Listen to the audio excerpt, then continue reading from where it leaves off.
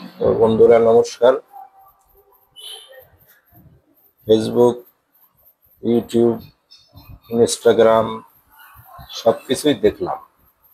ইউটিউবে তিনটে চ্যানেল বানিয়েছি, কিন্তু চ্যানেলে ভিডিও আপলোড করতে করতে কিছুদিন পর পর স্ট্রাক হয়ে যায়, মানে কপিরাইট এসে যায়।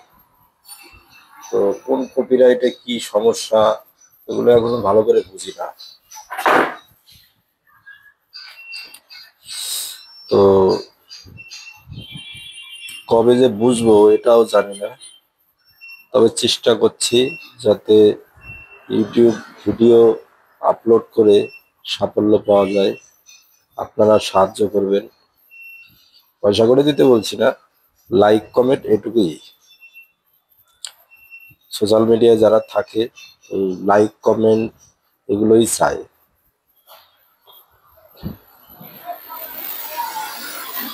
তো বাজারের মধ্যে থাকি, তো অনেক বাসের আওয়াজ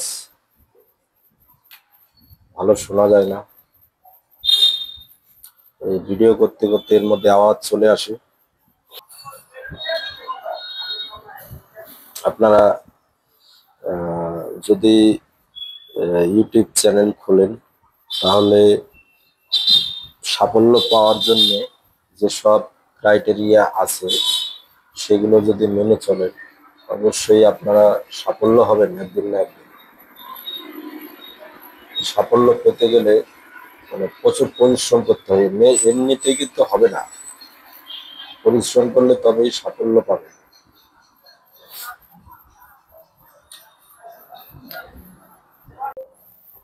ইউটিউব, ফেসবুকে বড় বড় কন্টেন্ট ক্রিয়েটাররা আছে, তারা অনেক কিছুই পারে, তারা লক্ষ লক্ষ টাকা এখান থেকে ইনকাম করে।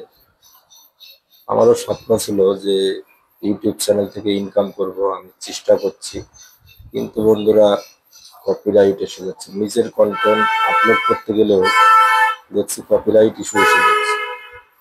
কি হবে দেখছি, তবু চেষ্টা করে কিছু করা যায় নাকি।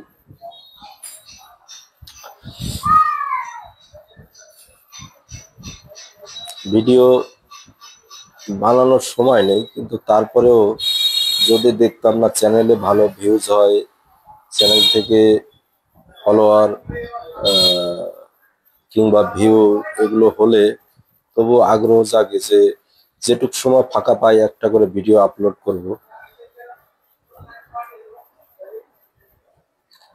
ইউটিউবে যে অ্যালগোরিদম ভালোই কাজ করে, কিন্তু আমরা অত নিয়ম এখনো শিখিনি।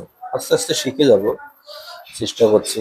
দেখা যাক ভগবান কত দূর এগিয়ে নিয়ে যায়। ভালো কন্টেন্ট ক্রিয়েটর হতে গেলে কি কি করতে হয় আমি এখনো সবকিছু জানি না। আস্তে আস্তে শিখে নেব, চেষ্টা করব যাতে আমার চ্যানেলে ভিউজ হয়, ফলোয়ার হয়, ওয়াচ টাইম পূর্ণ হয়।